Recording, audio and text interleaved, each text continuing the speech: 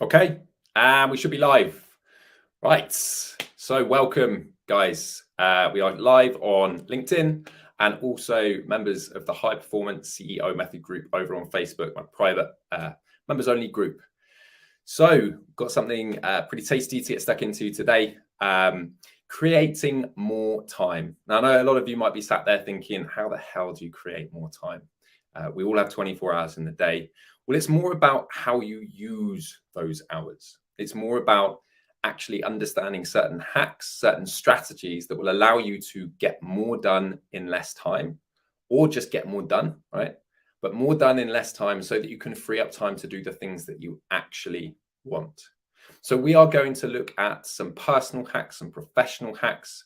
We're going to actually give you some tangible takeaways that you can put into practice from as early as this week, right? That will start to work for you, giving you more energy, more efficiency, more productivity, more focus, right? We are going to talk about a couple of things. We're going to talk about the outer game, the inner game, and explain a little bit more about what that means. So look, pump for anyone that's watching live. Guys, just let me know if you are watching live, just put a hashtag live at the bottom.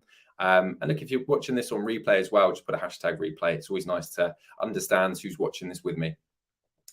So, guys, I've got some thoughts basically to share with you. I'm going to share my screen, and anyone that's been on a few of these knows that sometimes this isn't my strong point. Working in tech, I should be better at this, right? But let's go for it, right?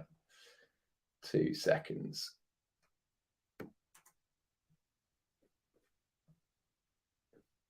Okay, right. Let's go for sharing.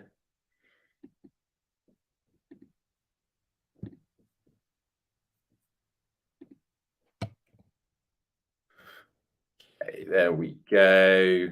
Okay, cool. Right, that should be coming up now.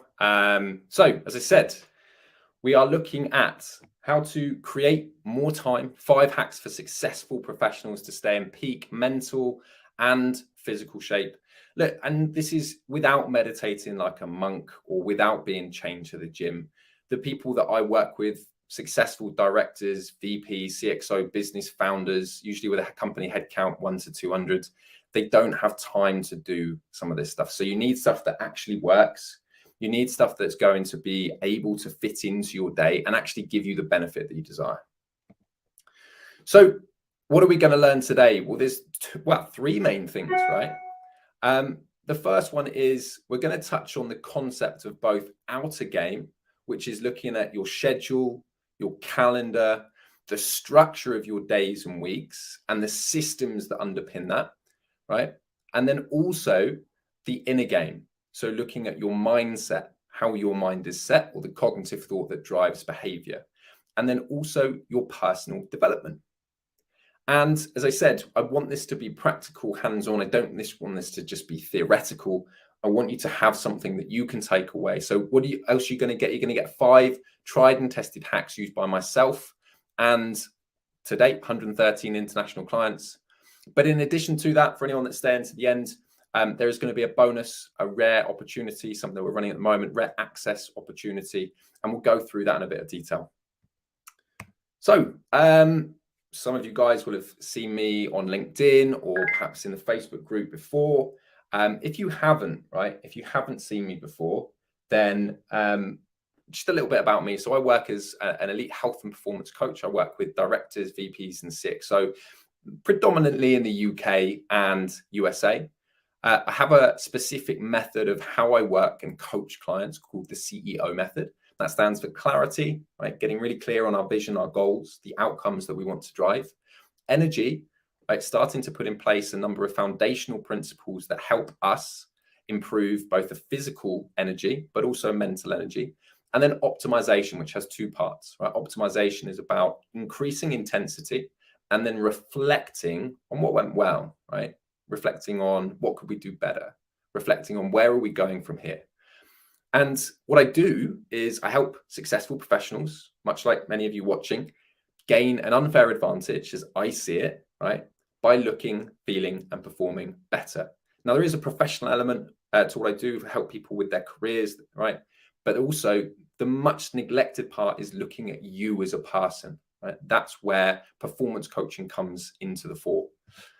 So I am an expert C100 executive myself and now work as an international performance coach. In my spare time, when I'm not talking on LinkedIn or coaching clients or consulting, then what I'll be doing is I'm a challenge enthusiast. So over the last few years, I've done things like Ironman, which for those of you that don't know is a 3-mile swim, 116-mile bike rides, and then a marathon.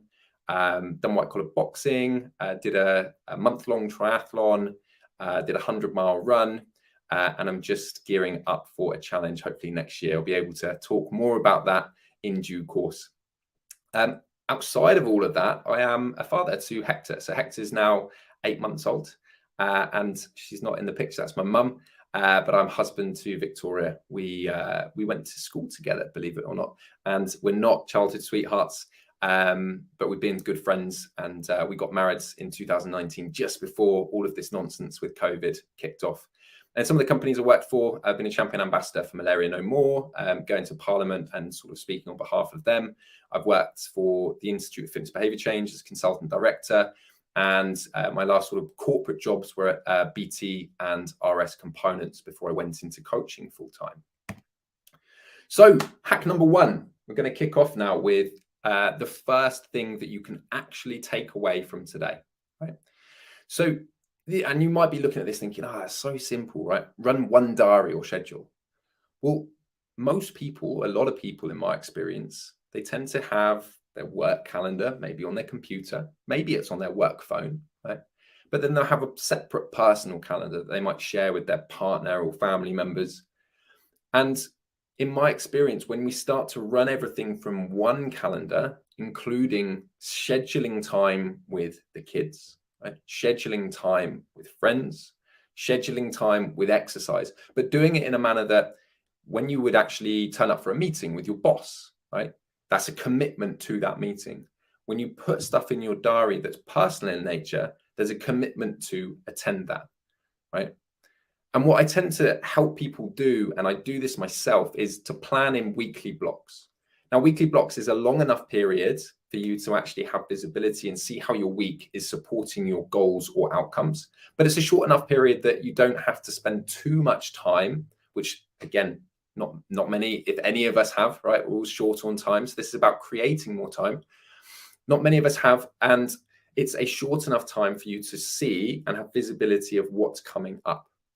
Now, once you have the plan in place and you have one schedule, whether it's driven from your phone or computer or both, but it aligns everything, then what you can do is, and for anyone that doesn't work in tech, my background's tech, right? So this is sort of bread and butter for me, but for anyone that doesn't work in tech or hasn't heard of this, use agile replanning or a daily stand-up. Now in tech, this will be used to look at what am I working on in relation to business goals or technology goals. It'll be, do I have any blockers, right? Those are generally the sort of two questions that we're working, that people kind of talk through. And so a daily stand-up, a personal daily stand-up for you might be looking at what am I working on today? What's in my diary? What do I need to get done, right? And time boxed into any free periods that you've got. What commitments do I have? And is there anything I need to replan, right? Things that I was supposed to do yesterday, but I didn't get to, right? I wasn't able to get to. So just by having a daily stand-up, and this can be done in the morning, this could be done in the evening, ahead of the next day. It's just a 5-minute stand-up with yourself, starting to add some structure so that you can actually take things out of your diary, you can move stuff around, and you can start to get more of the stuff that you wanted to come Sunday night or Monday morning done. So a couple of tools that I help my clients with, and I think anyone can benefit from, is the Eisenhower matrix. Now, many of you might be familiar with the Eisenhower matrix. It looks at breaking down your schedule into urgent and importance, right? So it's on a quadrant. Now, anything that is not urgent and not important, I challenge my clients, and I would challenge you with the same sort of conviction to actually just stop doing that stuff. It's like maybe there's some reports in your business that it's like, well, I just do that because I've always done that, you know. Okay, well, who's using those reports? What's the purpose behind it? Right? Are there meetings in there, which is just a weekly recurring meeting for a project manager or program manager to get their updates, right? Is there a more efficient way with modern technology for them to receive that? Then there's the kind of the not important but urgent stuff. Like, how much of that can you potentially delegate, right, to people that work for you or people that support you? So you should be working at, particularly if you're director, VP, sort of founder level, only on the urgent and important stuff and the important non-urgent stuff. And when you look at your agenda, right, I've worked in companies where we've had 50, 60, 70 meetings per week, right? And people have asked me, well, when do you get the work done? Right? Now, in larger organizations, you need to have quite a few meetings because you're constantly moving the jigsaw puzzle to fit in with other departments, other divisions, right? In startups, it's slightly different. You might not have as many meetings. In fact, meetings tend to stem the efficiency of startups and the pace at which they can go at, right? But when you look at your agenda, 80% of it should be you pushing your agenda, right? 20% should you be you supporting other people's. Now, have a look at your own agenda and work out like how many of the meetings or commitments in there are actually you driving your agenda, personal or professional, and how many are you actually driving other people's. And if it's not in an 80-20 split, I challenge you to take this away and actually work out how can you start to adapt that? How can you start to change it so that you're driving your goals, your objectives, your vision, as opposed to, your department, your businesses, right? By extension, rather than other people's.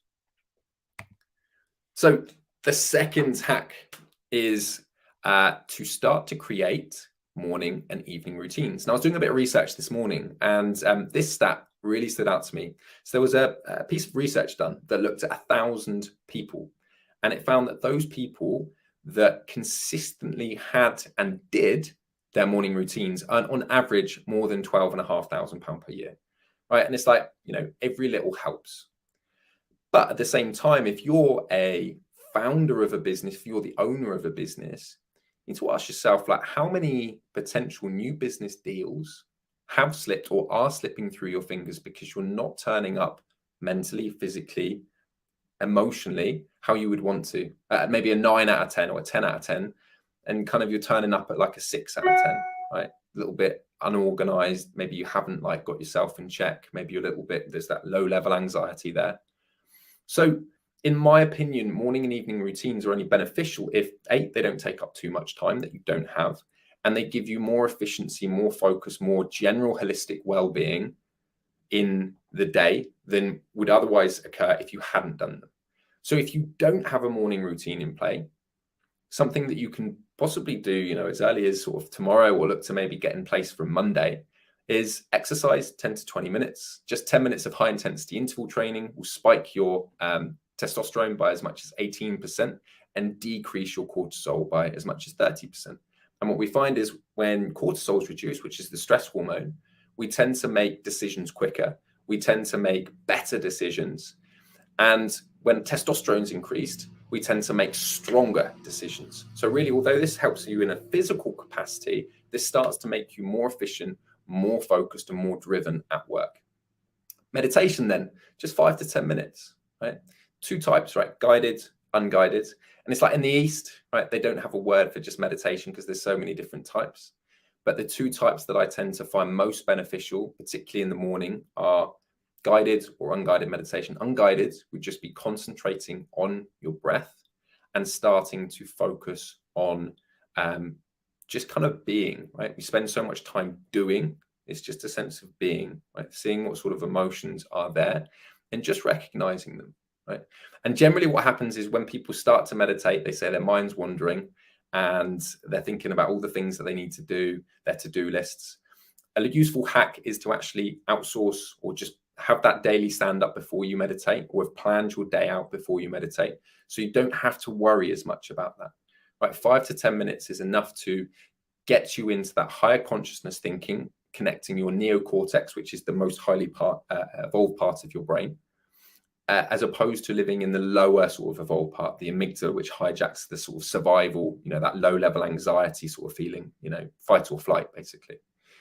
And then to plan your day, right? So planning your day probably before meditation. My personal routine, and you can see it here, I won't go into too much detail, but there's 15 minutes of exercise, and I have what's called a minimum threshold. So I will always do every single day, whether I'm hungover, whether or not I've got loads of meetings and coaching calls, I will always do 50 squats, 50 press ups, and 50 burpees, right? That's my minimum threshold. And that just gets the blood pumping, as I said, spikes testosterone, reduces cortisol, gets rid of a lot of the waste that's been there since we've been sleeping overnight. Now, I meditate for a little bit longer. I meditate for 15 minutes, and I'm generally doing two types of meditation. One is like visualization, like what do I want to accomplish like that week or that month? So I'm visualizing that. So I'm aligning my subconscious mind with my conscious mind. Or maybe just trying to get in touch with like what my body is trying to tell me, what sort of emotions, right? We're all thinking, feeling beings, but we tend to spend so much time up here that a lot of us, particularly as men, right, we're not necessarily in touch with emotions. And emotions is just our body trying to tell us something, right? So the meditation helps with that. Affirmations then, again, if you're living in a state of low level anxiety, you feel a little bit burnt out, you're not, maybe your confidence is not, if you're not in the physical shape you want to be, or work is really, really stressful, affirmations attach a meaning to a belief, right? Attach a meaning to a belief. So you're just starting to say like what you believe, what you want to happen, right? And you say it with conviction. So this takes me like 5 minutes in the morning. And then I do 10 minutes cold exposure and breath work, right? Cold exposure is going to do a few things. It's going to wake you the fuck up, right? Number one, but also from a health perspective, it's going to start to give you more energy, right? So again, if you've got more energy, you're just going to be more stable through the day. You're going to start at like a 9 or 10 out of 10 rather than a 6 or 7. So in that morning work period, you're going to get more done. And then there's also health benefits like improved immune system as well. Then in the evening, just two things that I do. Right? I journal and I ask myself just 4 questions, usually like what went well, what could have gone better, what was I feeling, and what did I learn, right? Those 4 questions. And then planning the next day, right? So I've planned out the week on maybe a Sunday, right? What do I need to get done? What's the goals? What's the outcomes, personal and professional? And then planning the next day is like slotting in my to-do list that supports that into the meetings that I've got, right? Number 3, and I got this from a fantastic performance coach called Eric Partaker. If you guys haven't checked him out, he's worth a look. So he's got this principle of 3 alarms. Okay. So the first alarm is, and I've kind of like amalgamated this for my own stuff, right? He's got 3 different alarms, but I like the concept, right? So the wake up alarm, right? 5 a.m. for me. Now, if any of you guys are sat there thinking, yeah, but Alex, look, I've got 2, 3, 4 kids, like how that I just can't get up at 5 a.m. Like I need kind of to sleep until 6:30. Cool, right? But if you want to get more done in your day, right, look at how much extra time you get by waking up an hour and a half earlier. If you get up and you do some stuff for you, you fill up your cup first, right? We talk about the morning routines, doing stuff for you. Maybe you get a little bit of work done as well, right? That is 7.5 hours of extra productivity per working week, right? That's just 5 days, Monday to Friday. Now, if you extrapolate that over a year, that is 52 extra days per year. 52 extra days per year just by waking up an hour and a half earlier. So you can see if you're starting to do this for like a year, 2 years, 10 years, the gap between you and the competition meaning just other people around you, is just going to widen, right? So the first alarm for me, it's always 5 a.m. The second alarm is then the stop work alarm, right? What time do I need to stop work at, right? And this is different for every individual, right? If you're a business owner and you're looking after a multinational firm, right, you're going to have a very different time scale as opposed to someone who's just broken into the first level of management, for example. Right? But I remember talking to a chief technology officer in London, and we were talking about like, where does he think, or why does he think he's successful? And one of the reasons he came up with is, I always stopped work at 7 p.m., right? Unless there's a crisis, unless there's a specific reason for him not to. He would always stop work at 7 p.m. And what that allowed him to do is like maintain consistency in how he showed up with his family. He made sure he's always back for dinner. He's always present with his kids, right? He's always able to have the same time in the evening and the morning, unless by exception, right? And it just adds a degree of structure and predictability to his routine. And also the thought here is that if you, let's say you want to finish at like 6:37, right? A lot of people that I coach, directors, owners, they kind of finish 6:37, right? And you have to understand that if you push that out till 9 or 10, unless you're a night owl, so you get energy from working in the evening, I'm not, right?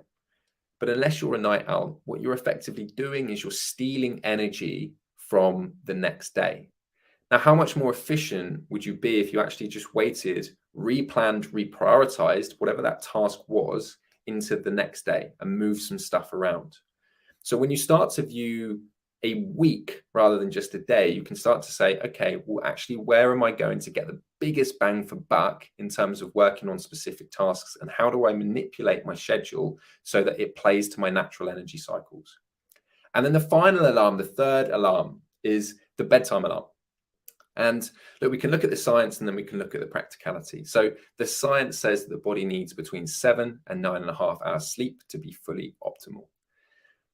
If you're someone like Dr. J.D. Martini, right, Dr. John Martini, who doesn't drink, has never really drunk, who has worn sort of blue light blocking glasses for years, has a very specific sort of sleep protocol, maybe he might only have 5 or 6 hours, right? But I guarantee in those 5 or 6 hours, because he's done that, because he doesn't drink alcohol, because he reduces blue light exposure and EMF exposure, he will get more efficient sleep than almost everyone watching. In fact, more than anyone watching this, including myself, right? I'm guilty. I do have a beer now and again. So what we need to understand is that the alarm to go to bed is to give us the structure, the discipline, that otherwise we'd like end up sort of staying up till midnight, right? And we miss out, or midnight or later, right? Miss out on time for the body, the mind, and the immune system to recover, and then we're less productive or efficient the next day. Now, does that mean that you can't go out on social engagements? Does it mean that actually sometimes when you've got a work commitment that you need to work late? No, absolutely not. But this is the general process or the general system, right? Not just have an alarm to wake up, but alarm to wake up, alarm to stop work, and alarm for bedtime. Right, number 4, I think, right, fueling your body. And the first point here is to anyone that wants to maybe like lose weight or maintain their physique, right, or is just watching what they eat. The first thing that I would recommend that you do, unless you're on this for specific medical reasons, right, is to ditch the diet. Now, the problem I have with a diet is a presupposed start and an end point. And what tends to happen is diets tend to be too restrictive. They affect you emotionally. You tend to feel stressed. Mental clarity starts to go. You aren't necessarily getting enough of the healthy fats needed, right, for proper brain function. What I propose instead is actually a lifestyle change. And I use one that I've pioneered or pulled together called conscious consistency, which is about making small micro adjustments in line with your specific health and productivity goals, right, in this case. So your specific health and productivity goals. And it means becoming more conscious of more aware of what you're eating and making small adjustments over time to take you towards a healthier, more energetic way of eating, right? That supports you as a corporate athlete, essentially. Start to give your body what it needs, right? How can you get more done? Well, you wouldn't fill up your Audi, Porsche, BMW with the wrong fuel, right? And if you did, you want to take it out as quickly as possible and put in the right stuff so that it actually works optimally. What a lot of people do is they fuel their bodies on convenience food, just something that they can grab and they don't even need to think about it, right? So a couple of takeaways here. Increase protein levels and fiber levels. So protein is going to help with any broken down muscles that you've sort of broken down with during exercise. It's also going to make you feel fuller for longer. Fiber is going to generally clear out the gut quicker, so you don't feel sluggish, right, or heavy. Increase your green, particularly cruciferous vegetables, because the amount of micronutrients and phytonutrients in them is much better than most other food types. And decrease your simple carbohydrates. So particularly the grab processed carbohydrates or the starchy carbohydrates. Now, you should have some grab foods, right? High protein foods, some lower calorie foods, right? But particularly sort of ones that are generally calorie lower, right? Lower in calories, but they have packed into them the right micronutrients, right? So that's the stuff that fuels the brain function, respiratory function, circulation system, right? Understand how many calories you actually need personally for your body to function optimally, right? And whether it's performance or whether it's losing weight, understanding what your specific number is, right? We talk about total daily energy expenditure as the basic for that, right? Understanding your actual number is what will help you meet your energy requirements and actually feel like you've got energy right through to the end of the day, rather than kind of getting to lunch and having to rely on coffees to flog the dead horse, or the dying donkey to push you through to the end of the day. Rebalance your hormones. And this one's particularly important for anyone that has been eating a diet that's high in processed foods or very carbohydrate rich. What tends to happen is there's two hormones, leptin and ghrelin. Ghrelin is the hunger hormone and leptin is the satiety hormone. So they have an inverse relationship. And what happens with people that have that type of diet is they tend to develop what's called leptin insensitivity, which means that leptin doesn't bind at the hypothalamus in the brain and it doesn't tell you that you're full, right?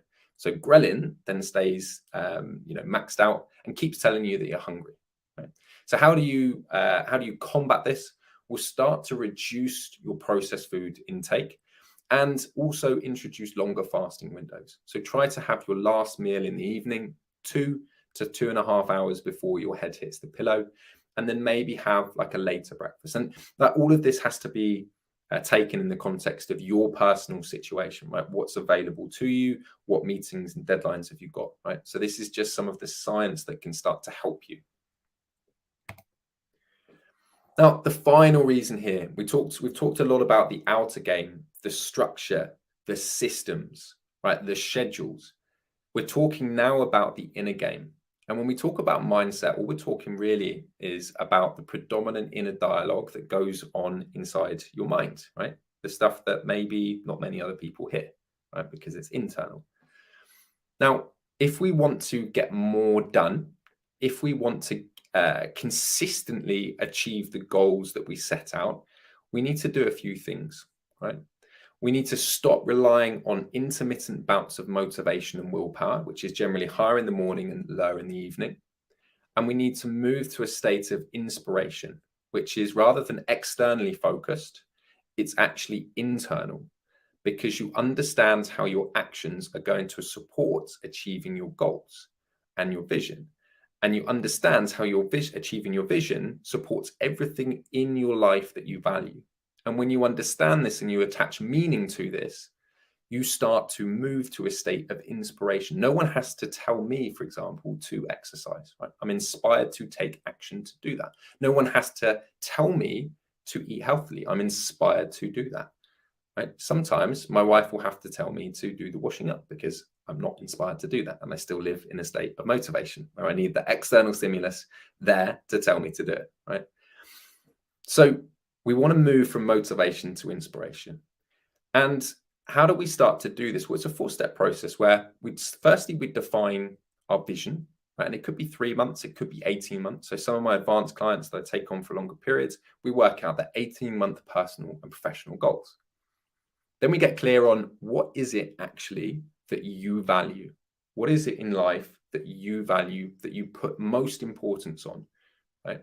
So it might be that there's 7 or 8 different areas in your life that you spend your time and energy focused to, but what are the top 2 or 3 that are really the big rocks in your life, right? Health, wealth, relationships, right? Spirituality, connection with friends, like what is it that's important to you? Career, right? Getting clear on your values. Then we start to do a process of linking the values to your vision, right? And this is just understanding how achieving a specific goal or outcome, how that will actually serve the things that matter most to you. And then, like exercise, like building a muscle, we just repeatedly condition that new mindset. So we look for ways to reinforce that, right? Rebuilding or building in this case, new neural pathways in the brain. So those neurons that fire together actually wire together. And we take out the old software and we start to put in the new software. And that is effectively, over time, how you shift from a state of motivation to inspiration. Now, coupled with this, the biggest factor, right, in my experience, the number one biggest factor that will determine any change or transformation, right, so whether or not these hacks will be successful or not, right, is your self-identity, how you view yourself. Whoever we think we are, we always play up, we always achieve those outcomes, okay? There's a great book by Maxwell Maltz, who wrote Psycho-Cybernetics. He was a plastic surgeon and later psychologist. And he talks about those people, clients that came in and had already started to visualize who they wanted to become. Right? Their self-identity was linked to a future vision of themselves. And so when they had the plastic surgery, the physical manifestation of who they saw in the mirror and that mental reflection of who they were married up. And so they became a new person. But equally, there were some clients that came in and they hadn't looked at, they thought that basically having the plastic surgery would solve all of their problems about how they felt inside, who they were as a person. But they hadn't actually looked at any of that stuff. They hadn't reflected on it. They hadn't actually decided when they looked different, who they might become. And so what happened after that was they just found that they were the same person. Yes, sure, they looked physically different, but their identity hadn't shifted. So how can you start to do this? What's one of the hacks you can start to do is start to visualize who you want to become rather than who you are in this moment. And one of the ways you can do this is through meditation, right? Just starting to visualize who you want to become. How would you be? What would you do, right? What traits would you have? How would you exercise? How would you eat? What would that version of you look like? Who would he or she socialize with, right?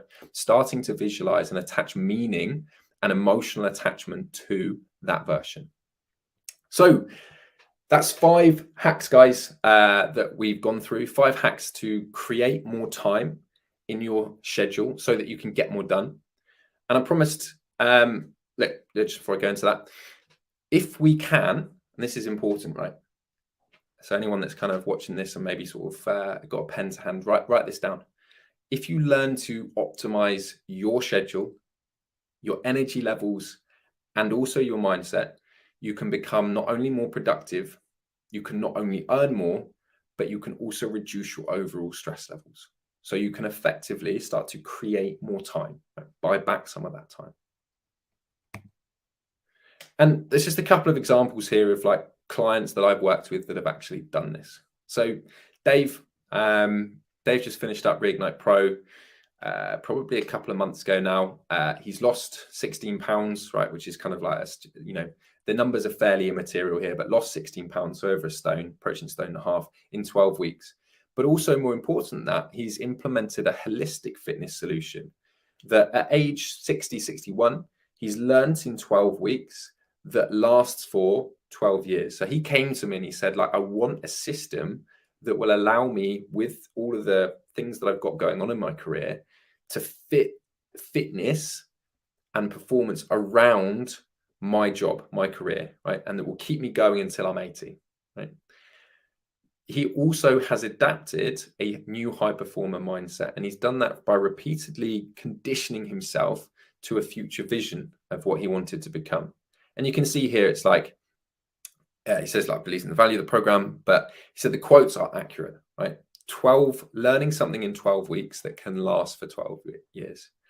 Now, the cognitive dissonance of who he used to see when he saw in the mirror and who he sees now has gone, because he has shifted his self-identity, right? Now, if he hadn't have done the inner work, all that would happen is physically he changes, right? But he hasn't done the inner work to solidify who he wants to become. So what would happen is he'd fall back.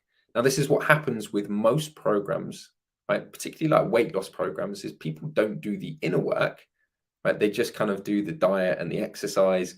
And then they wonder, when they stop that, what happens? Well, they haven't realized why the diet and exercise is important. They haven't factored it into their life.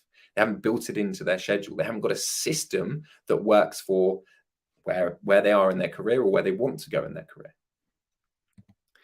And you look at like where this potentially can go. Well, look at Alex, right? Lost 5 stone in 18 months, but more importantly than just the kind of the physical element, started to like invest more time and energy in his business and do the things that he felt uncomfortable with, like ring fencing time to do his accounts, ring fencing time to look at new accounts for new business opportunities. And what happened was he more than doubled his business turnover in 18 months. He's now at, over 500,000. He's also got more energy, more confidence, better holistic health markers when we look at sleep, nutrition, resting heart rate. And he also has improved his relationship, very importantly, with his kids and his partner. I should say partner rather than partners. Cool. So I mentioned at the end there was going to be an opportunity. This really doesn't come around that often, right? This is something that I wanted to do this month in summer, as I wanted to, before we actually go and we're working on building something behind the scenes, right? It's going to mean that there's going to be less access to me individually at some point later on this year. But this all access opportunity gives you more access. And it's for those people that want to look, feel, and perform better. It's for those people that actually want to get some help looking at holistic health, right? So physical health, mental health, and emotional health, and are willing to do that over a 90-day period. So yes, right, you'll be, if you're eligible for it, and you go through the application, you're successful, you'll be able to invite it onto Reignite Pro. But there's also some consultancy in there. So this is particularly for those people that are looking to rise to the next level in their career, or like have built a business and they want some help from an 8-figure business owner. So there will be some consultancy opportunity in there in addition. Plus, I will also be, anyone that's coming through, anyone that's actually keen to do this and is booking a call with me before we hit August, right? It kind of takes the step and say, like, Alex, I'm interested in this. This is something that I want to talk about, right? I will also be doing a private one-on-one day immersion coaching at the private health retreat that I work out of, which you can kind of see in the bottom there. It's a lovely sort of 10-bedroom manor down in the heart of Wiltshire. It's where I work out of.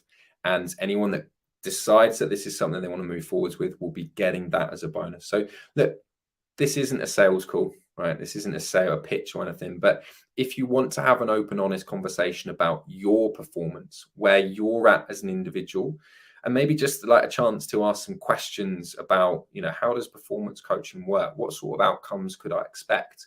Is it actually something that could work for me, right? What have previous clients achieved, right? If you just want to have an open and honest conversation about that, then probably the easiest thing to do is I'm going to put a link at the bottom here, like after the call, for you to go and be able to book a call with me, right?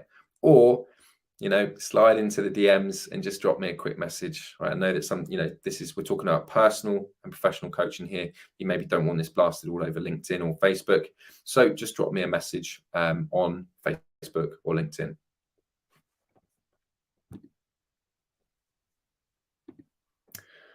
So guys, that is it. That is how we create more time. That's 5 hacks that you can take away from today and put into your personal schedules, right? The outer game work, the inner game work.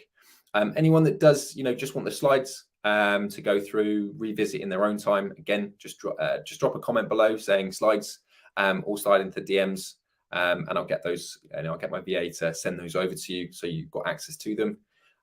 If you've got any questions, please pop them in the comments and I'll pop round in due course and make sure that those get answered for you. So look, I hope that that's been useful. I hope that you've got some real tangible benefits and value from it. And until we come up next week, we've got something else exciting going on. I hope you stay safe and take care.